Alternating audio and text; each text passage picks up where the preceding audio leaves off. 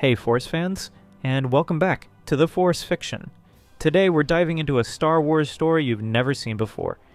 Picture this, what if Anakin Skywalker stayed in the Jedi Council Chambers instead of racing to Palpatine's side in Revenge of the Sith? What if one choice could rewrite the galaxy's fate? On The Force Fiction, we're taking you deep into this alternate saga. Anakin's torn between love, loyalty, and the dark whispers of a Sith Lord. Will he save Padmé and the Jedi, or lose everything to the chaos unfolding on Coruscant? It's a tale of epic battles, heart-wrenching decisions, and a shot at redemption that'll leave you speechless. So grab your lightsabers, hit that subscribe button, and smash the bell, because here at The Force Fiction, the stories never stop flowing. Let's jump in and see where the Force takes us.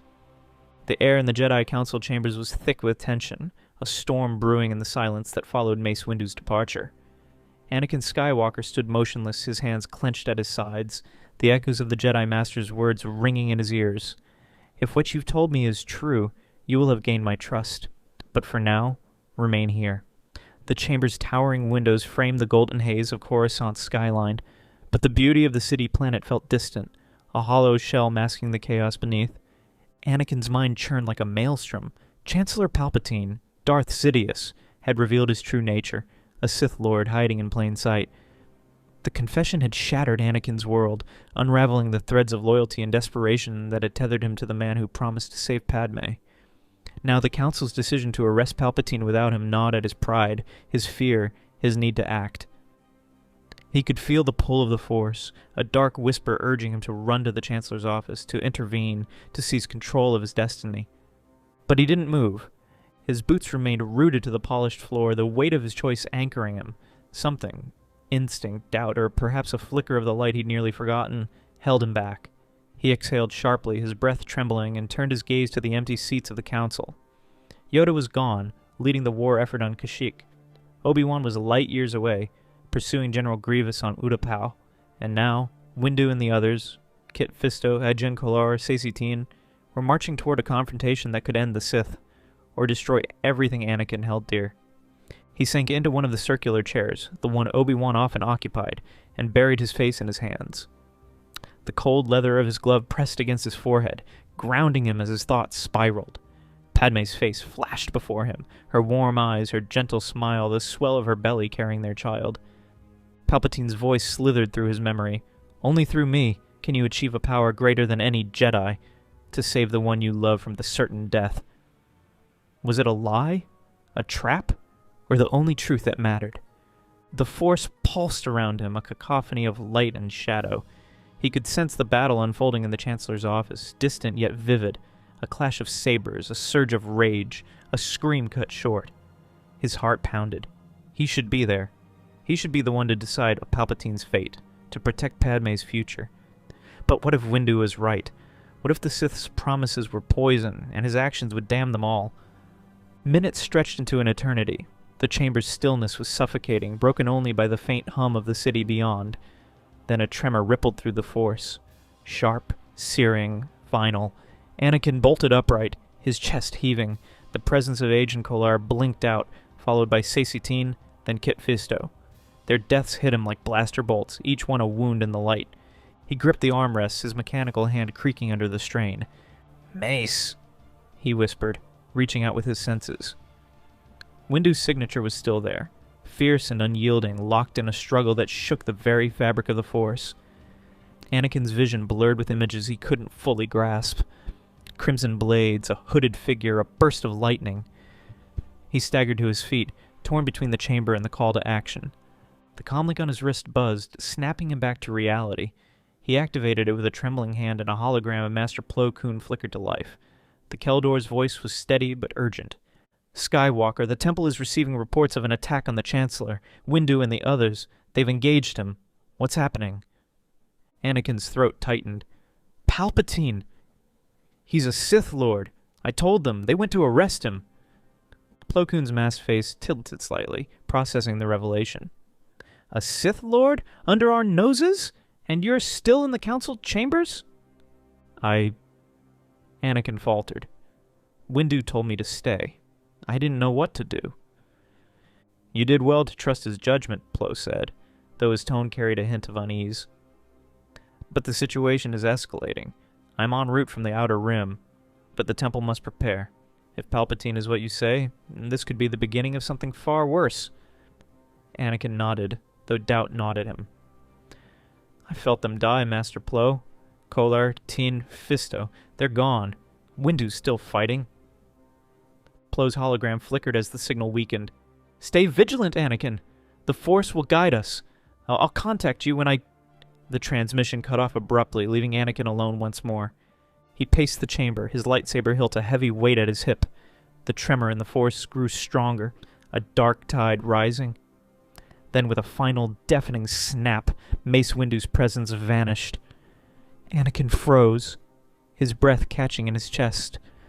The silence that followed was more terrifying than any sound, a void where a Titan of the Jedi Order had stood moments before. No! He rasped, stumbling toward the window. Beyond the glass, Coruscant's lights glittered unchanged, oblivious to the cataclysm unfolding in its heart. Palpatine had won. The Sith Lord had killed them all. Panic clawed at him. He had to find Padmé, warn her, protect her. But as he turned toward the chamber's exit, the doors slid open, and a squad of temple guards stepped inside. Their gold-trimmed robes and masked faces exuded an air of solemn authority, but their raised pikes signaled caution. Knight Skywalker, one of them said, his voice muffled by the mask. The temple is on high alert. Reports confirm an attack on the council members sent to the Chancellor's office. You're to remain here until we verify your status. My status? Anakin's voice rose incredulous. I'm the one who warned them. Palpatine's a Sith. He killed them. We know what you reported, the guard replied evenly. But your connection to the Chancellor raises questions. Master Windu's orders were clear. No one leaves the temple until we understand the full scope of this threat. Anakin's hand twitched toward his saber, but he stopped himself. The guards weren't his enemies. They were Jedi, doing their duty, just as he should have done his. He forced his shoulders to relax, though his jaw remained tight. Fine, he said through gritted teeth. But I need to contact my wife. She's in danger. No outgoing transmissions until the lockdown is lifted, the guard said. The Council, or what remains of it, will decide our next move. The doors sealed behind them, leaving Anakin trapped in the chamber that had become his prison. He slammed his fist against the wall, the impact reverberating through his mechanical arm. The Force swirled chaotically around him, reflecting his turmoil. He'd stayed, he'd obeyed, and still everything was falling apart. Hours passed, or perhaps only minutes. Time blurred in the haze of his despair. The temple's comm system crackled to life, projecting a hologram into the center of the room. It was Palpatine, his face pale and lined, his voice trembling with feigned sorrow. Citizens of the Republic, he began, I bring grave news. The Jedi Order entrusted with our protection has betrayed us. Tonight they attempted to assassinate me, their Supreme Chancellor, in a bid to seize control of the Senate. Masters Windu, Fisto, Kolar, and Teen attacked without provocation, and though I survived, the cost was great. The Jedi have revealed their treachery, and I have no choice but to declare them enemies of the Republic. By emergency decree, I am reorganizing our government into the First Galactic Empire for a safe and secure society. The hologram faded, and Anakin's blood ran cold. Palpatine had twisted the truth, painting the Jedi as villains and himself as a martyr. The galaxy would believe him. How could they not? He was the Chancellor, the voice of authority, while the Jedi were cloaked in mystery and suspicion. The chamber doors opened again, this time admitting Master Shaak Ti. Her red skin and white-striped Montreal stood out starkly against the muted tones of the room, but her expression was grim. Anakin, she said softly, you've heard the broadcast? He nodded, unable to speak. The temple is mobilizing, she continued. Palpatine's forces, clone troopers, are moving against us. We've lost contact with Master Yoda and several others. Whatever you told Windu, it's triggered something unstoppable. I tried to stop it, Anakin said, his voice breaking. I told them about Palpatine. I stayed here like he said. And now they're dead, and he's won. Shaak Ti placed a hand on his shoulder, her touch firm yet compassionate. You made a choice, Anakin, a hard one. It may have saved more than you realize or doomed us all. We won't know until this plays out. Before he could respond, alarms blared through the temple, red lights flashing across the walls. Shaak Ti's comlink buzzed, and a panicked voice cut through the static. Master Tai, The clones, they're inside. They're firing on us. Anakin's heart sank. Order 66. He didn't know the name, but he felt its shadow in the Force, a directive buried deep, now unleashed. The clones, their loyal soldiers, had turned against them. "We have to fight," Shaak Ti said, igniting her lightsaber. "Come with me, Anakin. We'll protect the younglings, rally the survivors." He hesitated, the weight of his lightsaber pulling at him. This wasn't the destiny he'd envisioned. Not glory, not power, just survival. But Padmé's face flickered in his mind again, and he drew his weapon, its blue blade humming to life. "Lead the way," he said, steeling himself. The temple corridors were a nightmare of smoke and blaster fire. Clone troopers in white armor advanced relentlessly, their once friendly faces hidden behind helmets now marked with betrayal. Anakin deflected bolts with practiced ease, his movements a blur, but each fallen clone felt like a betrayal of his own. These were men he'd fought beside, bled with, and now they were enemies. Shaak Ti carved a path ahead, her saber a whirlwind of light. They reached the youngling training halls where a group of initiates huddled behind overturned tables, their wide eyes reflecting the chaos. A clone squad burst through the doors, rifles raised, but Anakin acted on instinct. He thrust out his hand and the Force slammed the troopers against the wall, their bodies crumpling. "Get them out!" he shouted to Shaak Ti. "I'll hold the line." She nodded, ushering the younglings toward an escape route. Anakin turned to face the next wave of clones, his saber spinning in deadly arcs.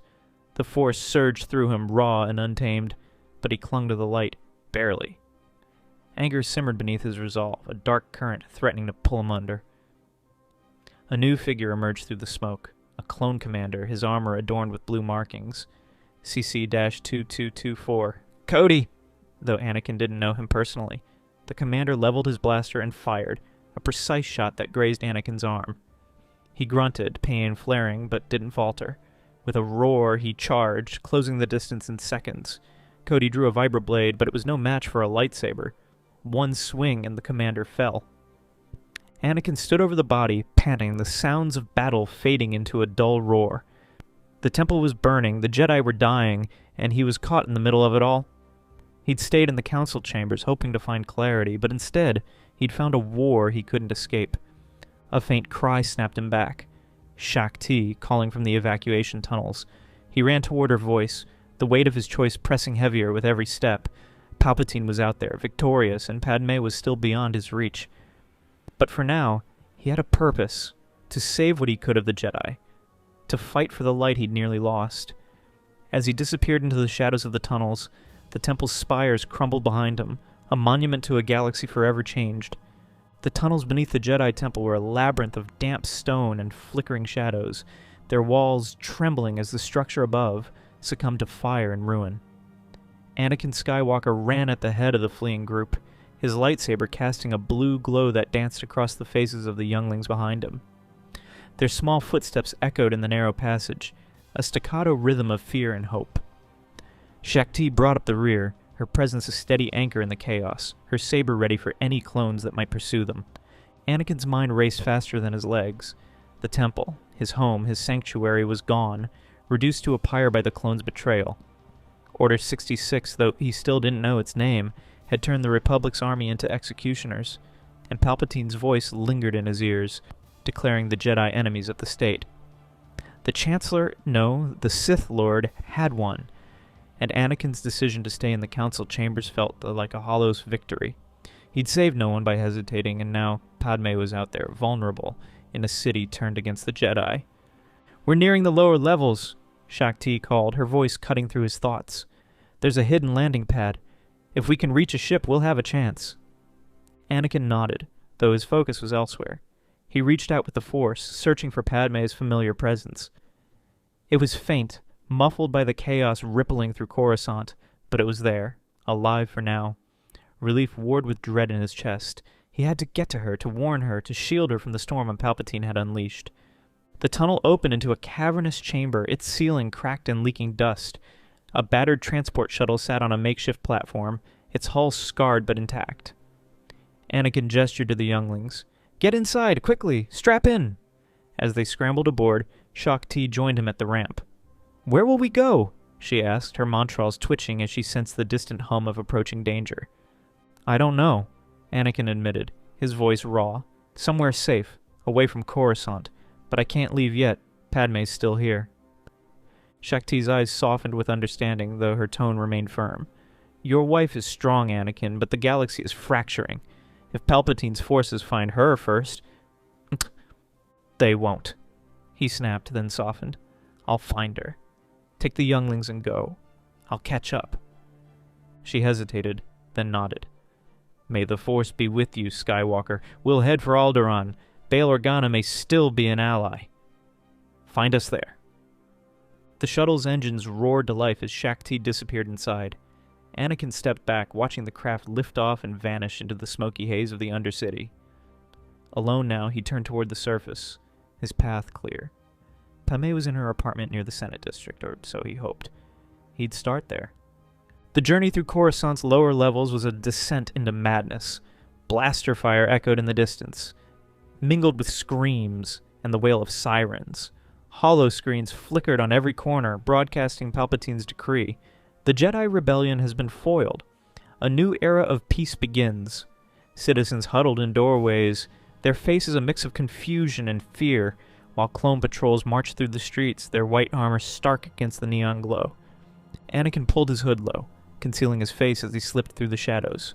His Jedi robes were a liability now, a beacon for any trooper hunting survivors. The Force guided him, nudging him past checkpoints and down alleys until the towering spires of the Senate District loomed ahead. Padmé's apartment was close. He could feel her now, a beacon of warmth amid the darkness.